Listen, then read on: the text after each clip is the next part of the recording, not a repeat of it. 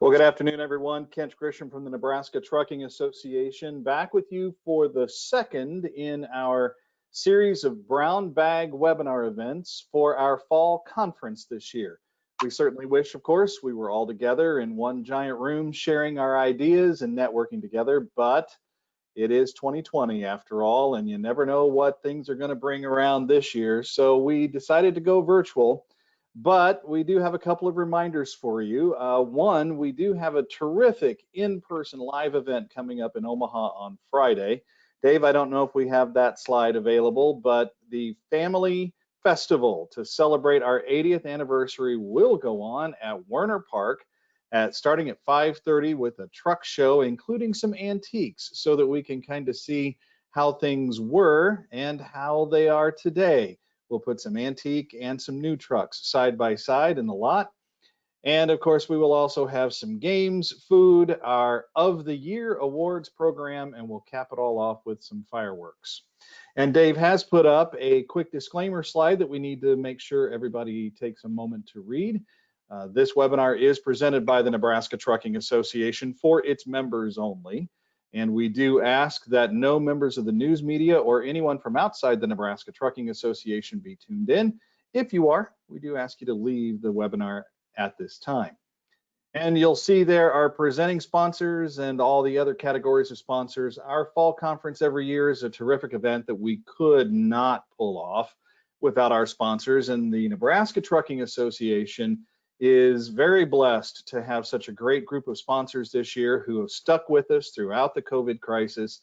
We're seeing so much support from our sponsors and our membership to keep things going. And you have our pledge to continue right on through whatever the rest of 2020 holds as we prepare for the road to recovery, which of course is kind of our theme today.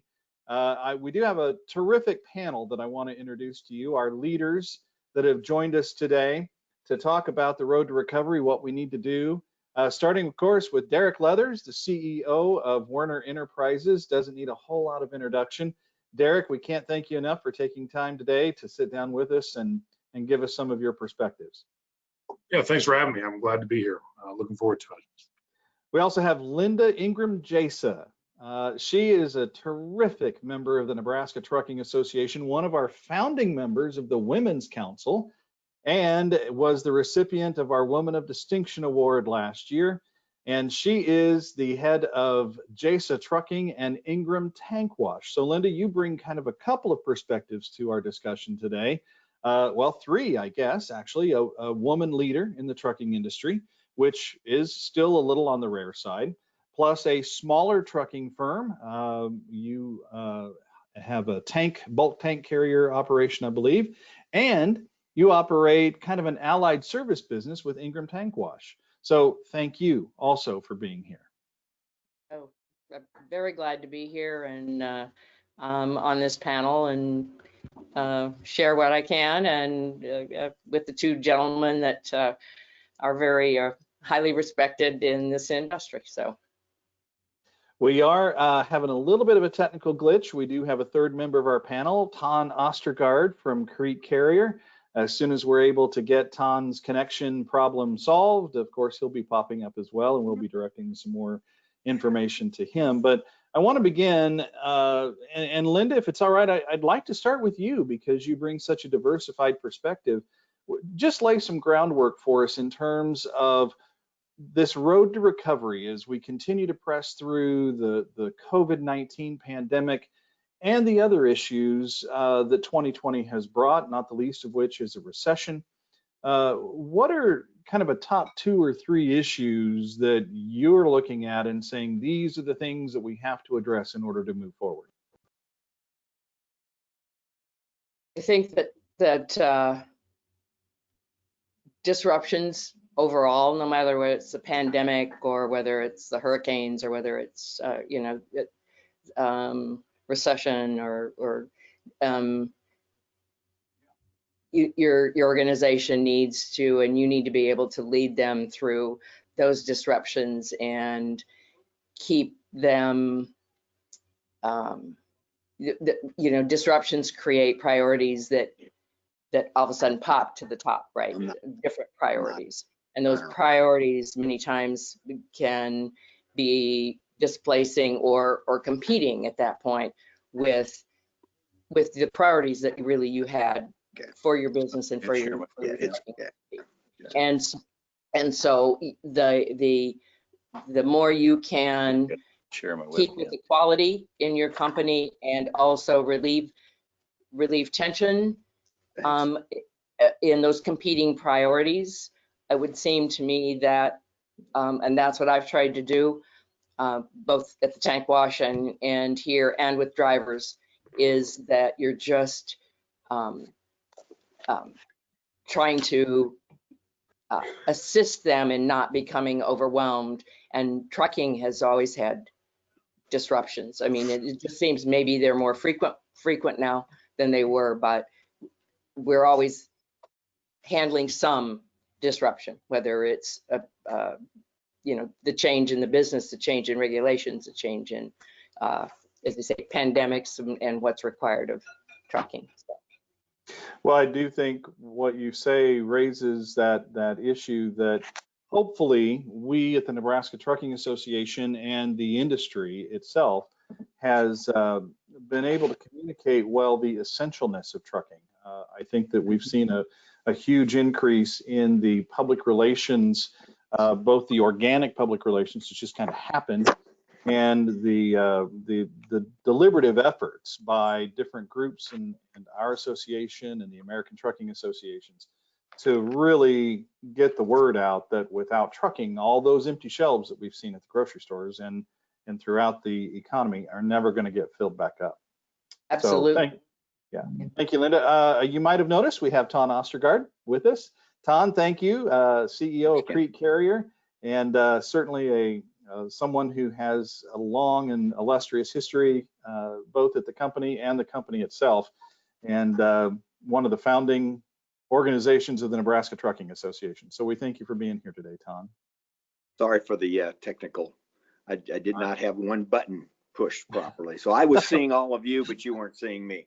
And that was an omen. It always comes down to one button, I think. Yeah. Tonn, we're talking about, just to start the discussion off, kind of a top 2 or 3 priority issues that you might elaborate on in terms of the road to recovery. What must we get accomplished in order to truly achieve the kind of economic and trucking industry recovery that we need?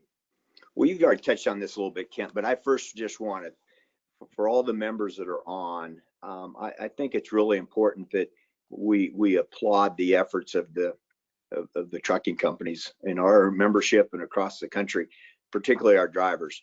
We rose to the occasion back in March when that pandemic shut everything down. And frankly, as you said earlier, without the truck drivers and all of our teammates working behind the scenes, there would have been empty shelves, and a lot of this would have been significantly worse. So the unsung heroes were certainly the drivers, but also the teammates behind the scenes that supported those drivers, and all of our members did an outstanding job keeping America running.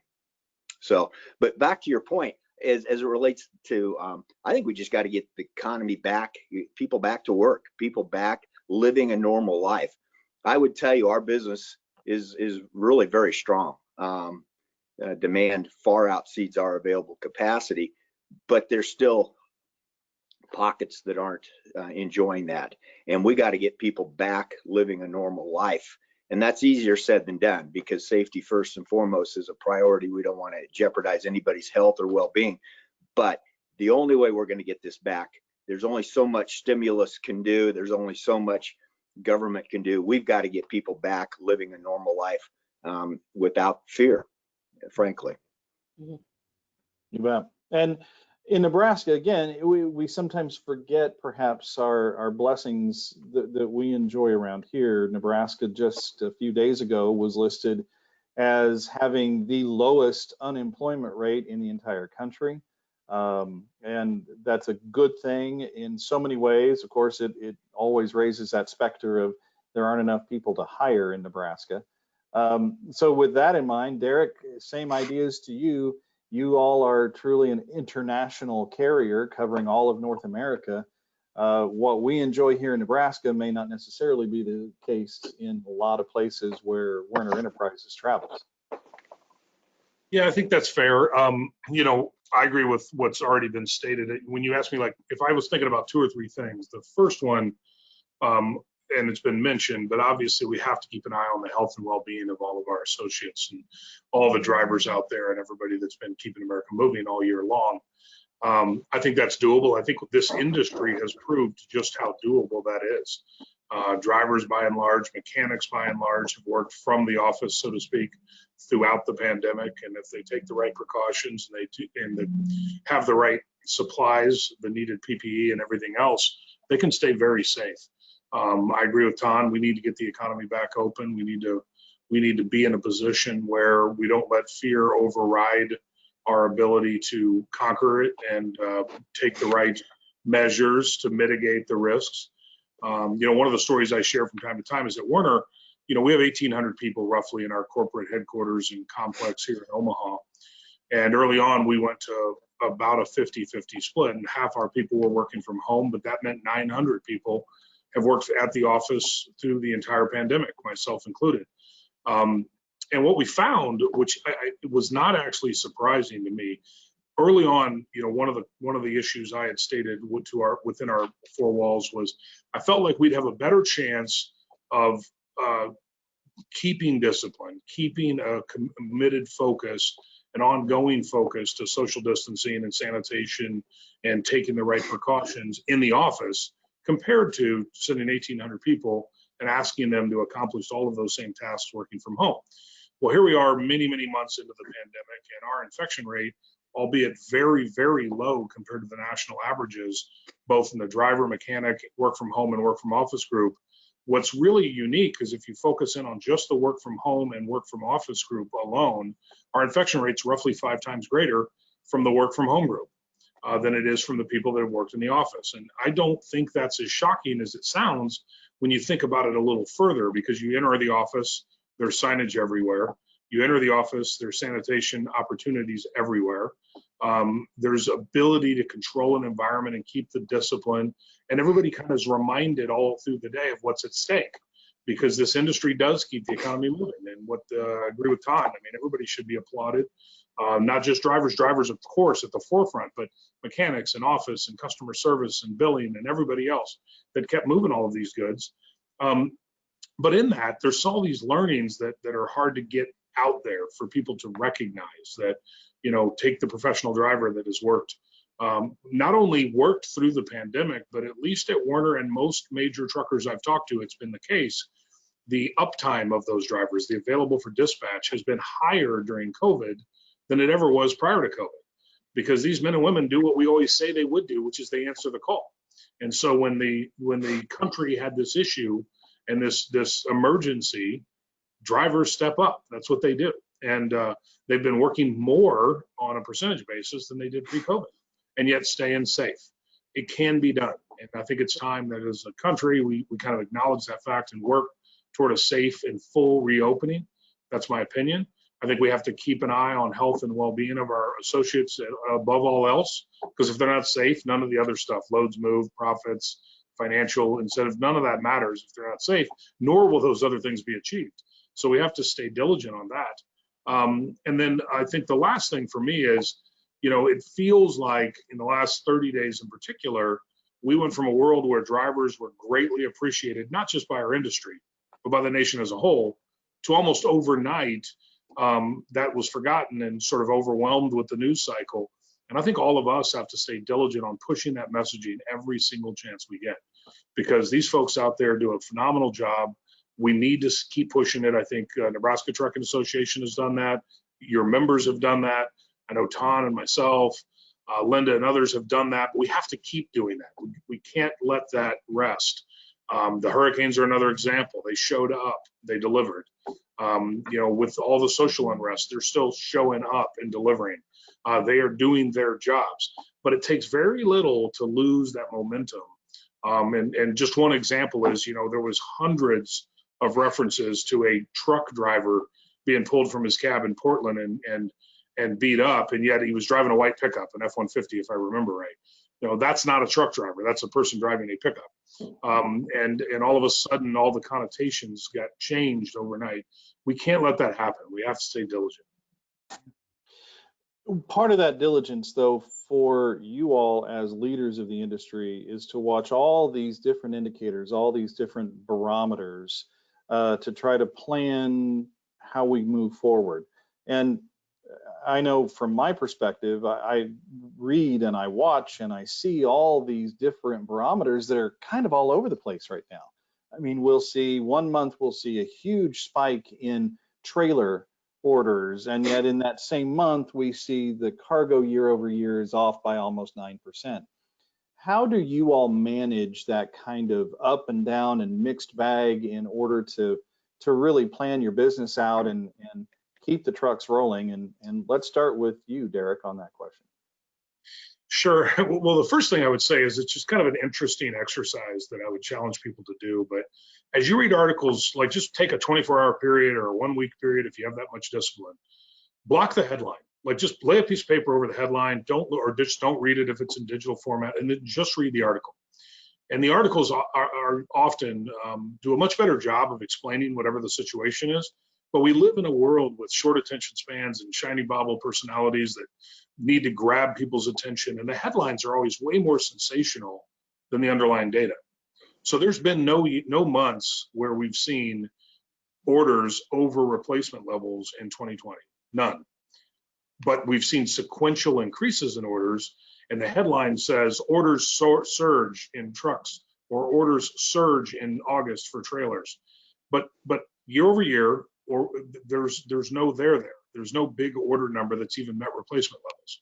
Out of the last 20 months of orders, there's been 2 months at replacement levels and 18 below replacement levels. So this goes all the way back into 19, so there's just this sensationalism of the headlines, and that unfortunately is what people remember. They don't remember the article, or worse, they don't read the article, they just read the headline.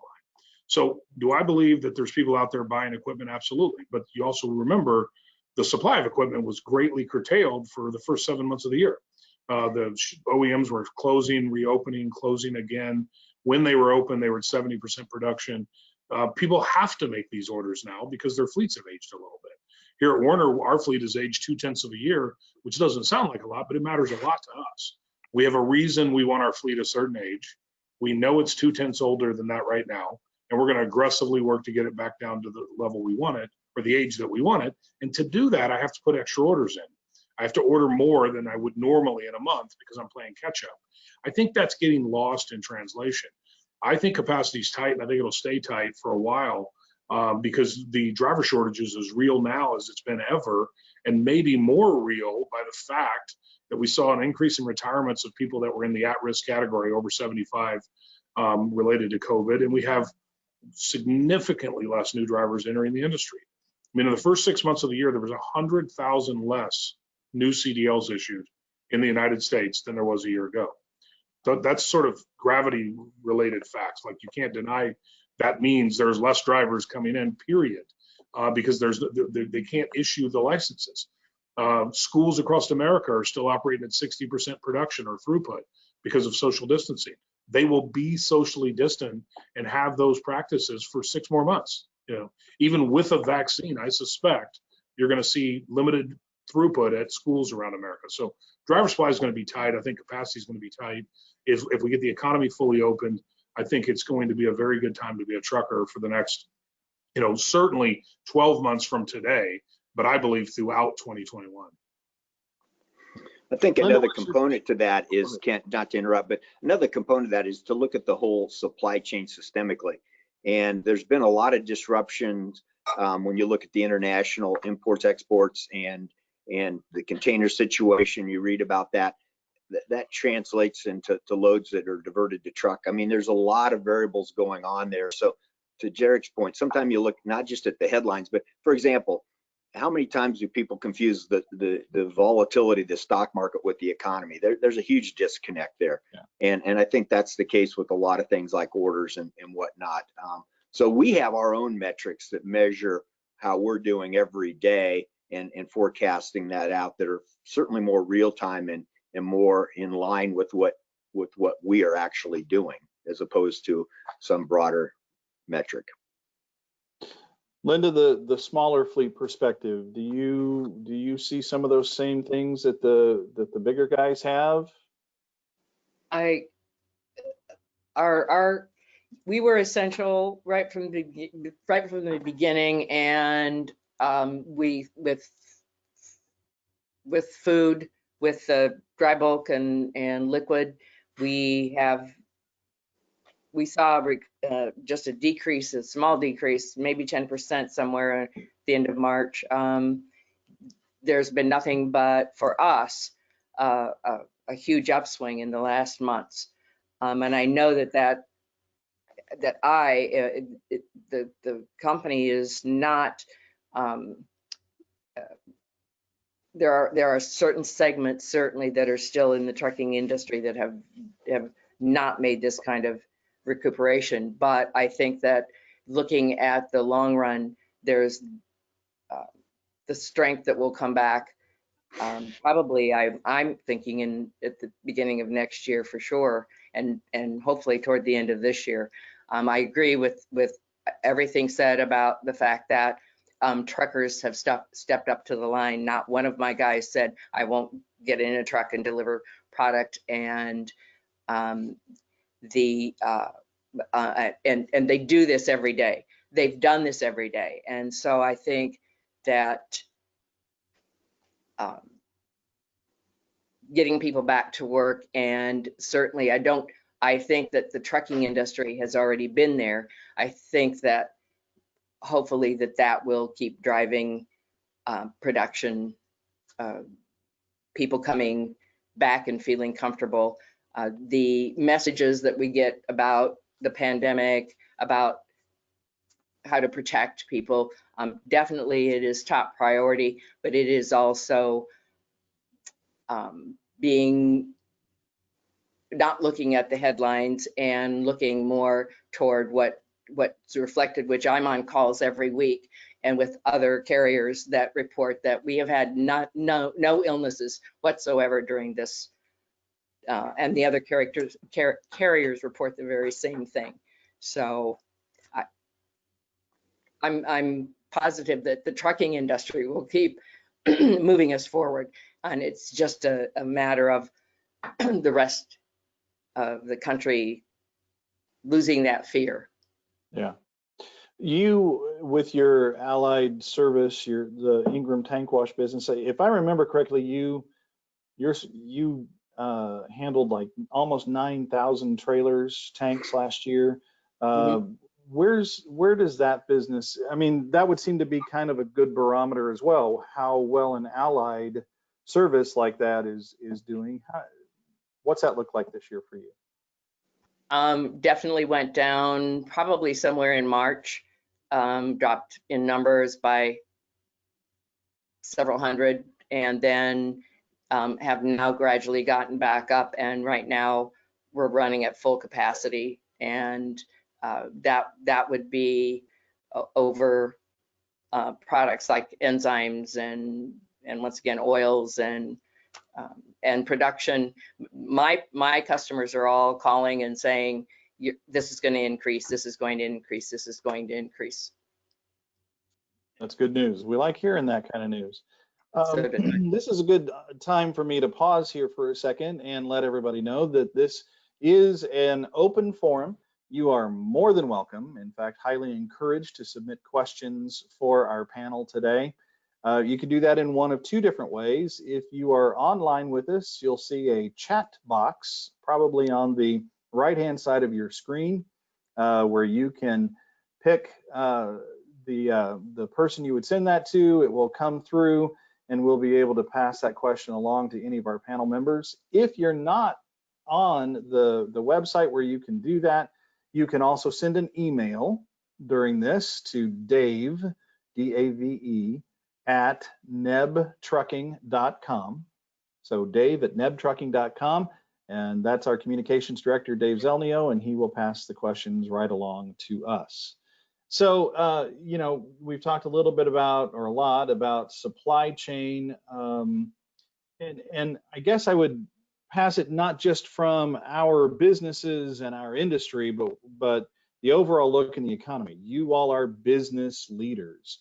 If you could sit down with our politicians or our policymakers, our regulators, and say, you guys need to do X, Y, and Z to get this economy truly jump-started and back in operation, what would you tell them? Tonn? Well, I would nice tell now. them first, don't be political. Don't make these issues a political football like unfortunately is occurring right now. I mean, we have to set all personal interests aside and do what's best for the country and not for a particular party or cause. But that's easier said than done as well. But I ask that question of our team all the time. I'm just thinking, gosh, I'm not a politician that has to make some of those decisions, whether it's your local mayor. Everybody wants to do the right thing, and everybody wants to emphasize safety first and foremost. But I think we've got to just find better ways to cooperate and make the right decisions. It's really hard to. There's so many issues out there, longer term legislative issues that are somewhat overshadowed by some of the more burning issues of the day. So I think that's what's difficult right now. We're not looking long term. We're looking such on a short-term basis, and it's hard to focus on what we need to do long-term when those challenges of the day are interrupting that. So, I think our leaders are trying to do the very, very best they can. I know we all talk to them in lots of different ways. We've got a great association locally, but also ATA. We're working those issues very, very hard. It's just a challenge given some of the political issues and also separating the long-term versus short-term. I think the short-term is getting too much attention at the expense of what's best for the long-term. Yeah. Linda? I would agree with that. I think this needs to get away from political lines, people voting, party lines on certain things that are really need to be looked at from what is best for this country and for the people of this country. And unfortunately, it's not happening. It's not happening. It's become even more, it seems like more divisive right at this point. And I'm hoping that our trucking associations are people who are speaking. It's like the divide. Well, maybe we'll talk about insurance later and how they want to up that insurance. So, but yes, I would just say that we definitely have not been consistent with our messages about COVID. We have definitely created unrest. Not we, but the unrest that's happened. And so yes, the short term grabs the headlines, the long term and what we need to do and how that cooperation needs to reach across political lines to really solve some of the issues that we're facing. Sure. Derek, your thoughts? Well, similar. I mean, unfortunately, I think as much as I agree with what's been said around getting politicians to not be political, I think we have a better chance of finding Bigfoot than getting a politician to put politics aside right now. It's never been this divided, and it's sad. I mean, frankly, it's sad to see. Just take one example of infrastructure. If there's ever been a thing that should be bipartisan, it ought to be infrastructure. If you're far left and believe that, and are part of that belief system, then clearly you would believe that and understand what a regressive tax bad infrastructure represents. It is a tax on people that can least afford it when their cars are broken down and their cars suffer damage because we have C and D rated infrastructure in the United States of America, one of the most prosperous countries in the world. And that's something you ought to be able to get your mind around. If you're some, far right libertarian that believes that, we should never, ever have any new tax, no matter what the quality of the purpose is, you should be appalled by the fact that we deny or we take funding out of the general fund every year and put it into the transportation fund to fund infrastructure. And at the end of it all, everybody should be able to agree, because they do it every day in their personal life. They make decisions on replacing their roof because they know if they don't, everything below it gets damaged. Well, we don't do that same logic on infrastructure, and yet we can't get there. So I think it's a really, kind of a tough time that we find ourselves in right now with how divided things are.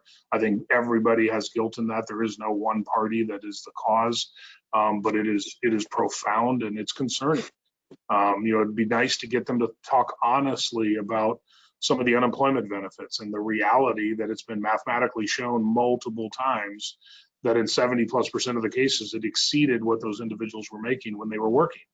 So to then deny and say, well, that would be no incentive for them not to go back to work.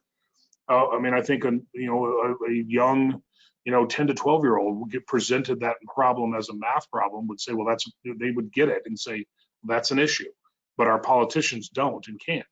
That, we need to curtail some of that. There are jobs out there. I mean, if you talk to any business person around America today, one of the top things on their list is the inability to hire people. It's very difficult. And yet there were studies commissioned that said, we have found no occurrences of anybody not returning to work as a result of how lucrative the unemployment benefits were.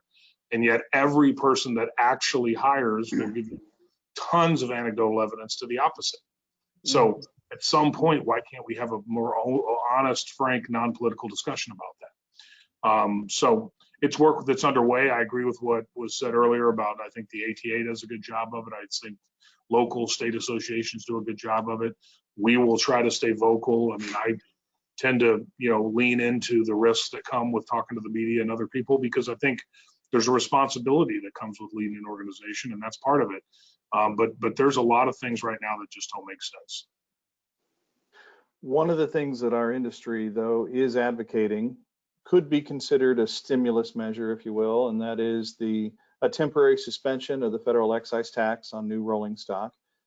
Something that adds, I think the average is around $20,000 to the cost of a new truck. And there's an interesting kind of playing off of the political idea. There's an interesting dichotomy between the Democrats and the Republicans on Capitol Hill. A member of ours shared with me a letter that he had received from his leading Republican senator, a very high-ranking senator, who this member had expressed support for the suspension of the FET, and this senator wrote back and said, yeah, I don't really see that, because I'm a lot more worried about the Highway Trust Fund and the funding mechanisms that we need to shore up infrastructure spending. Wasn't the reaction I expected out of that particular senator.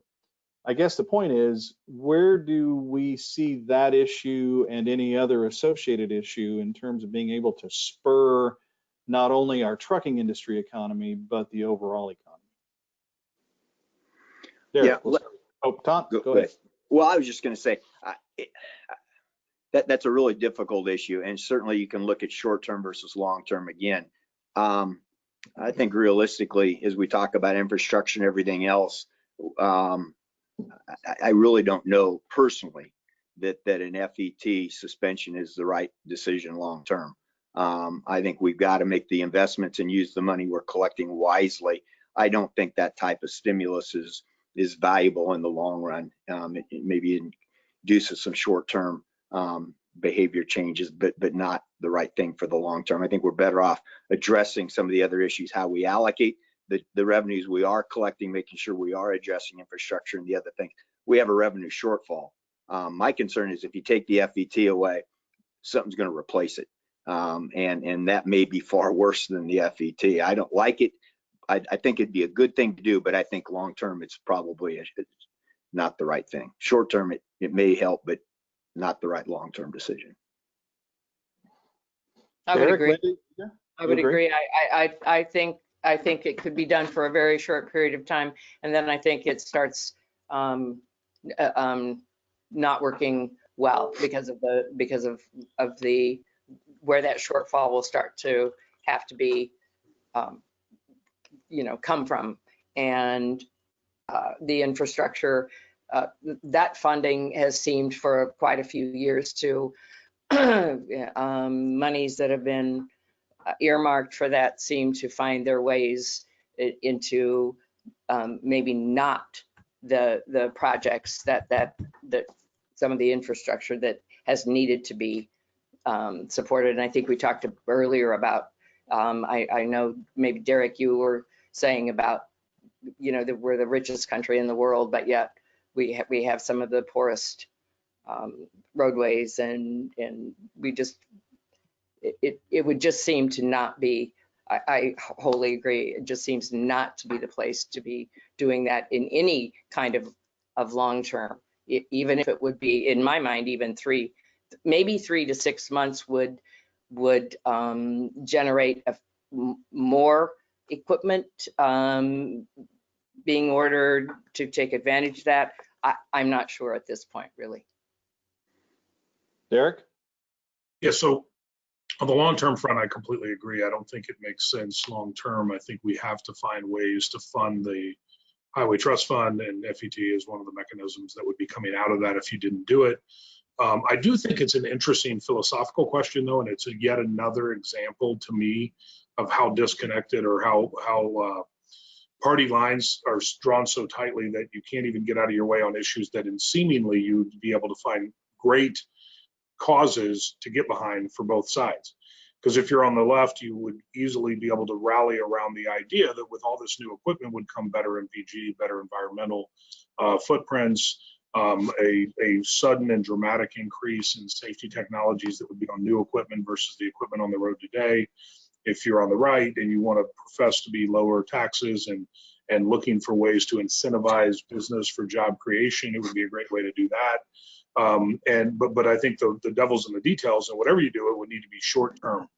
Maybe one truck cycle, maybe 1 year, to make it valuable enough for people to take advantage of it.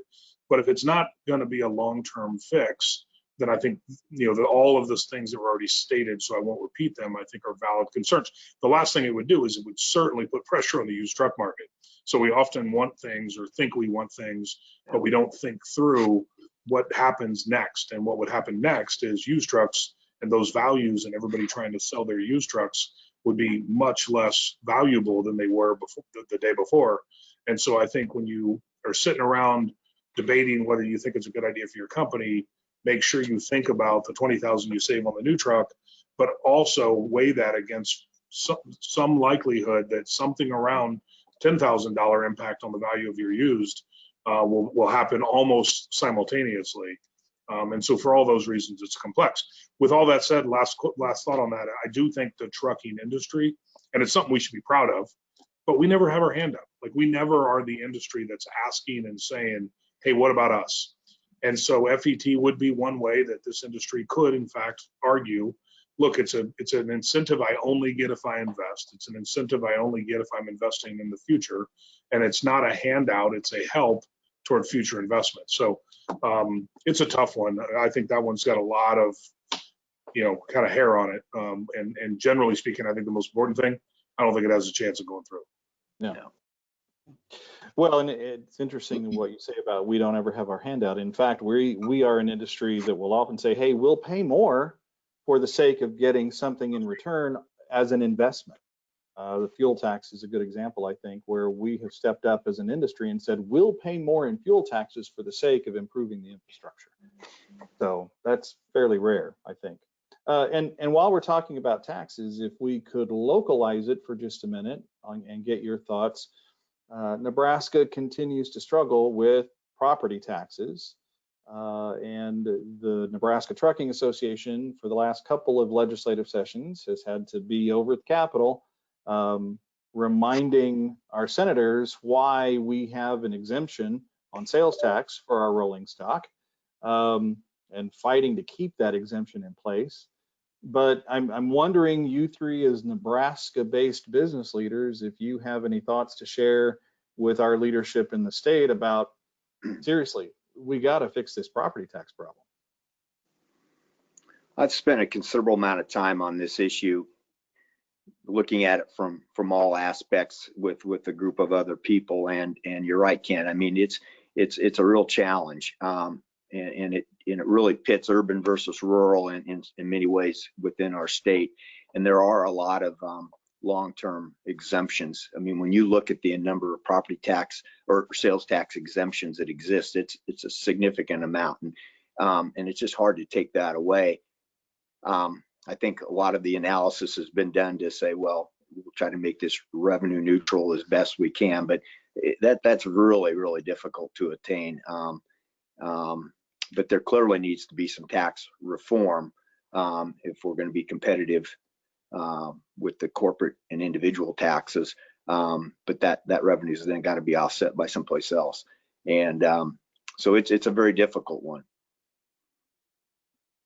Linda, you certainly have a lot of property that is subject to tax with your operation in the Blair area.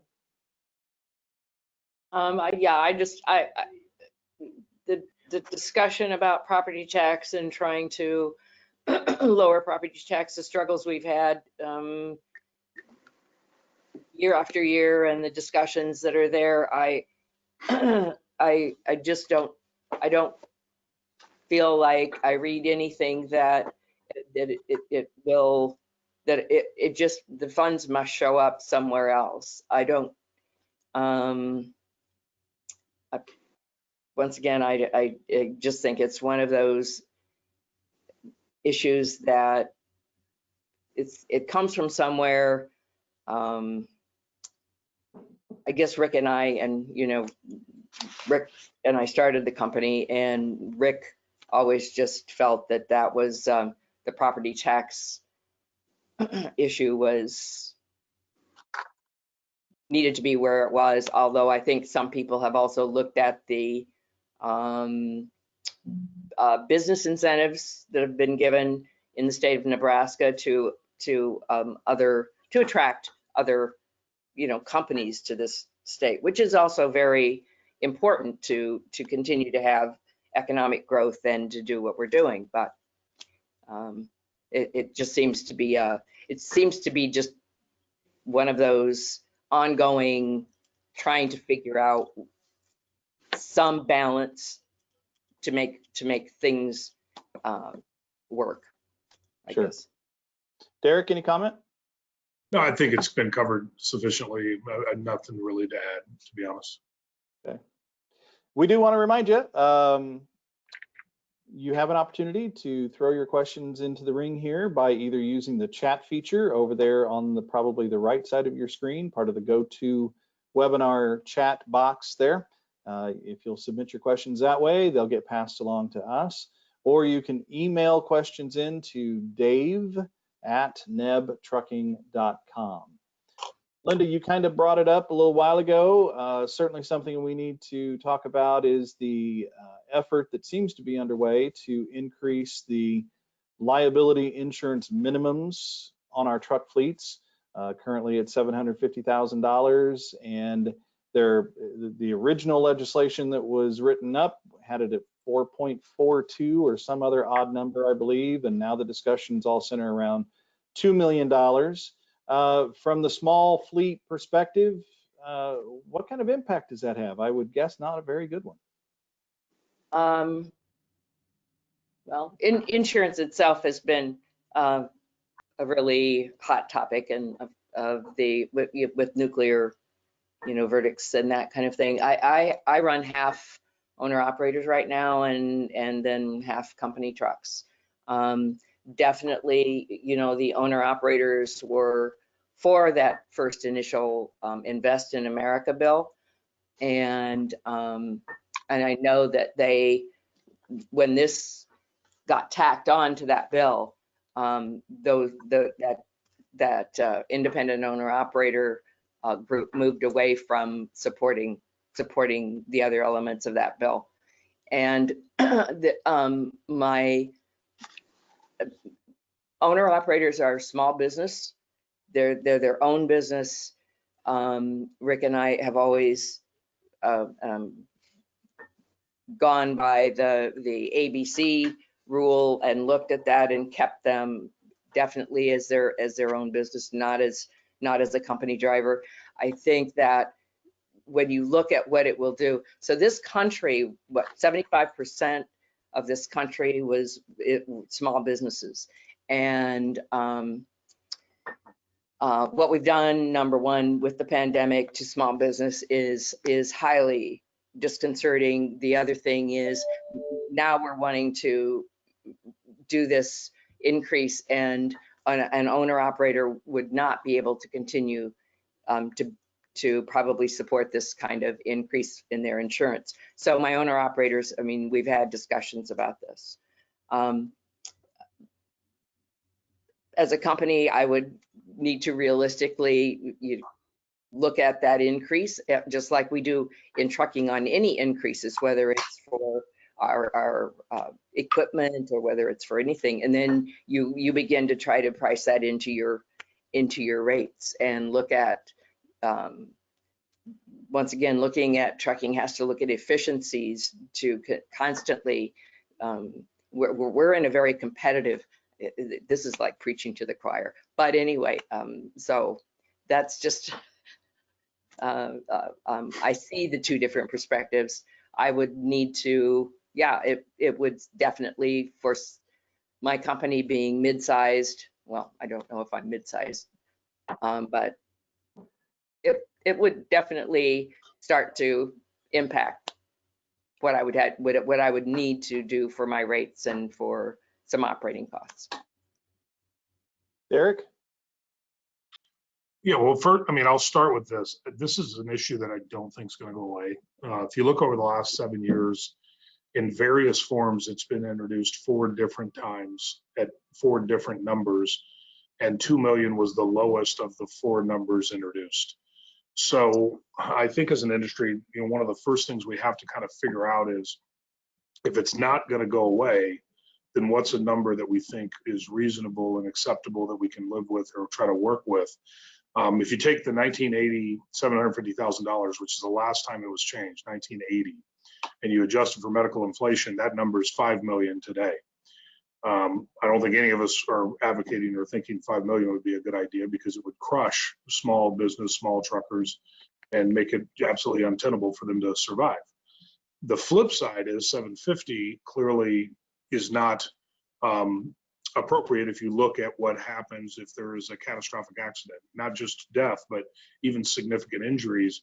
You easily get through that number, and usually well above that number. So as an industry, I think we have to be careful, because if we're out promoting 750 as good enough in a time when there's tons of data that shows it's not, then that's a problem, because that gives the opening to others to make arbitrary decisions. I tell my team here all the time when we're debating issues, in the absence of action often comes arbitrary. And so you have to engage on issues that we know need fixed or corrected or modernized, because if we don't, we're going to wake up and it's going to be 5 million, or it's going to be some bigger number. There's an argument that a lot of folks will make that says, well, somewhere between 3 and 5% of accidents annually go over that $750,000 number. I think that's probably true. I think that's an accurate percentage, but that includes scraping stop signs and fire hydrants and all kinds of things that minimize that percentage that go over it to that 3 to 5% level. The counter argument to that would be, there's really only a couple of ways you can lose your house completely. Hit by lightning, burns to the ground, or in Nebraska, or tornado wipes it off the map. Yet we all, and the odds of those two things happening are far less than 3 to 5%, far less. And yet we all insure the value of our house, because when it happens, that's why you need insurance. So I think there's this we have to kind of be more rational about the obligation that we have when it comes to those people that are impacted when there's an accident and we're at fault. We're not out lobbying for anything relative to insurance. It's not a big carrier push. It's not what, that's not the issue here. The issue is the safety groups are, the railroads are. There's many people that are engaging on this issue and saying you need to have higher liability levels, and they know it's going to cost us money to do it. Insurance rates are through the roof right now, regardless of what the liability level is. That's painful for all of us, big carriers, small carriers, everybody. Our insurance rates, we publicly disclosed this about a month ago. We just renewed in August, and our insurance rates are going to go up $1.8 million per quarter for the next insurance year. at a time when our accident rate is down 20% year over year, because that's what's happening out there. So I just don't think it's an issue going away. I think we need to lean into it. I think having a seat at the table so we can at least have some voice on the outcome versus just a hard no, where you end up getting marginalized if you're a hard no, and something will move forward anyway. So I know this is unpopular with members on this call, I'm sure, but not engaging on this issue, I think, has worse ramifications than engaging on it and trying to have an outcome that we can live with. Tonn, as we turn to you on this topic as well, I believe a lot of this is also driven, is it not, by the shippers and the cargo managers who there are many trucking companies that are already at the 2 million or much higher because their shippers are demanding it of them. Well, I'm sure of that. I think, you know, Derek covered a lot of these issues with respect to just the responsibility that comes with having adequate insurance to not only protect the assets of your company, but also, you know, frankly, to protect the public in general. In the event of a catastrophic accident, as Derek said, and this is not a large versus small carrier issue. Any one of us are at risk for a large accident, or not even just an accident that can quickly evolve into very high cost for taking care of that. So I do think it's one of those issues that needs to be addressed. It's not small versus large, but I think systemically it really leads into a lot of the safety related issues that we need to be proactively managing to avoid these things. Because if we don't proactively regulate ourselves, the government or others are going to impose that upon us. And I mean, things like hair follicle testing, I think, are one way for us to self-regulate and make sure we're not putting at-risk drivers on the road that can cause those significant accidents. There's just a number of things. You know, we're all investing to the extent we can in safety features on our equipment, collision avoidance, roll stability, cameras. You haven't touched on that, but a lot of insurance companies are now going to make that almost mandatory. So there's just a lot of those things that if we don't self-regulate, self-manage that, we're going to find our cost increasing in other ways. So we got to look at this holistically from a safety standpoint. And you know, the insurance market has its hard and soft times. Certainly, it's being driven right now due to low interest rates, low investment returns that they're having, along with some of the nuclear verdicts that have been touched upon. But there's a lot of challenges out there, and so we've got to do everything we can to holistically look at how we best manage that risk. And I do feel like that possibly that 750 is a little low relative to the risk that exists today. We're coming up on the top of the hour very, very quickly. This has been a great discussion so far, but I do need to be respectful of your time and the time of everybody who is signed in as well. So in these last few minutes here, I'm just going to kind of do a round robin with the three of you for any kind of closing comments, words of wisdom, anything at all that you want to close out with. And Linda, let's start with you.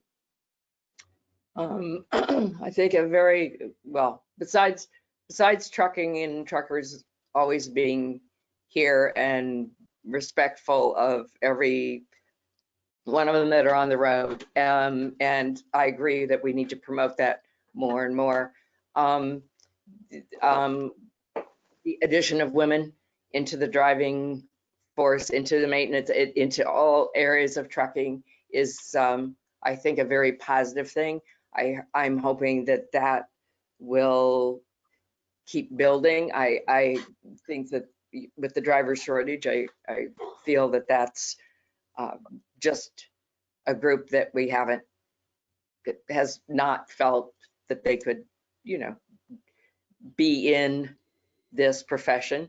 And so I'm very pleased to be with the group and on the council to be encouraging that. I think that, as I said, we've always been there for this country. We're there for anything that happens, whether it's the hurricanes or the pandemic, and just proud to be in the profession and allied with great people, and I must say, Werner and Crete have been leaders and have been here far longer than I have, and appreciate the paths that they've taken to and innovate to help the trucking industry. Derek, how about you? Yeah, I mean, I guess a few final thoughts. You know, one is it's a great time to be a truckers, you know, and we should be proud of what we're doing. That's already been stated, but I think you can't state it enough. I do want to remind all the viewers out there that it's a National Tech Appreciation Week. We do a really good job on the driver's side, but all these maintenance techs that take care of this equipment, it's a National Tech Appreciation Week. So make sure you thank your maintenance folks this week and thank them for all that they do.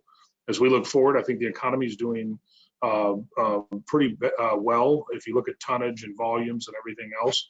The one caution I would just point out to folks as you think about your fleet and your fleet plans, just remember right now services are still predominantly all closed down. So as people have wallet share, as they think about their monthly spend, they're spending more on products as a percentage of their wallet than ever before, because there are no concerts, sporting events, or other service activities to spend on. So I think we need to expect that there'll be some, you know, topping off, if you will, of that volume, and maybe not see the normal rise from September into October, November, December. Although right now peak season looks really strong and looks like there's a lot of inventory replenishment that's going to take a long time. On the inventory front, I will say one thing really interesting. We've completed a huge study on this. And if you look on average, the same store sales growth in the pandemic, the same store sale growth compared to their inventory levels, the gap has never been larger in the 16 years we've been tracking this, meaning there is a lot of inventory replenishment that's going to have to take place over the next 12 months. That's really good news for truckers and something that we should feel good about. And then lastly, I think large carriers, small and mid-sized carriers, we're a lot more aligned than people think. I mean, our issue, we all have to hire drivers in a driver-constrained market. We all have rising insurance costs that we can't really explain and make sense of. We all have concern about keeping our drivers and mechanics safe, and so we all need to just work together and I think find our commonality versus our differences. As we preach about wishing DC would do it, let's do it ourselves first, and I think we're doing that through events like this. So thank you for having me. All right. Tonn. Well, thanks, Kent. Thanks for the NTA for organizing this. And I think this is just a great reflection of how technology has enabled us to respond. I mean, just a few years ago, we wouldn't have been able to have a virtual meeting like this. And I know we've all run our businesses with that technology in the last few months. So I wish we were all in person, but this is at least a acceptable substitute. You know, we are so fortunate we have a long, proud history with the NTA and great members, great companies with lots of history that we're very proud of. So, you know, I'm very optimistic, and I think that's the thing we've got to keep our focus on is optimism. There's going to be challenges, but it is a great time to be a trucker. And for those who are creative and work hard and innovate, and that's the hallmark of truckers in general, we've always found a way to overcome and not just roll over. And I know our Nebraska Trucking Association members and truckers across the country will continue to lead and not follow. And we will lead the country out of whatever the issue is, and we will be there to support it. And I'm just proud to be a trucker and excited for the future. Well, we can't thank you all enough for your leadership, for your support of the Nebraska Trucking Association, for the industry as a whole. You reach far beyond the confines of your own companies to help everybody rise up and be on the road to recovery. So we thank you very much for giving us your time today. And a quick reminder as we close out this session that tomorrow we have our third and final brown bag webinar of our fall conference, and that will be a town hall meeting with none other than Governor Pete Ricketts. And we have been able to secure some time with Senator Deb Fischer out of Washington while the Senate is in session. So look forward to that. There's still time to register for that webinar tomorrow at noon. Go to nebtrucking.com, our website. And while you're there, you can also, it's on the screen there as a reminder, still register for the Family Festival Friday evening at Werner Park in Omaha with our truck show, new trucks and antiques side by side to celebrate our 80th anniversary. Our of the Year awards. We'll have great food, lots of games for the kids. The carousel will be running for the kids, and we'll cap it all off with an 80th anniversary fireworks show. So a great in-person live festival with lots of social distancing, and we even have masks for you. So we hope everybody will come to that. Go to nebtrucking.com to register. And again, to our leaders panel today, thank you all so very much for giving us your time. Thanks for having us. Thank you. Thanks, Ken. Have a great day, Nebraska. Thank you.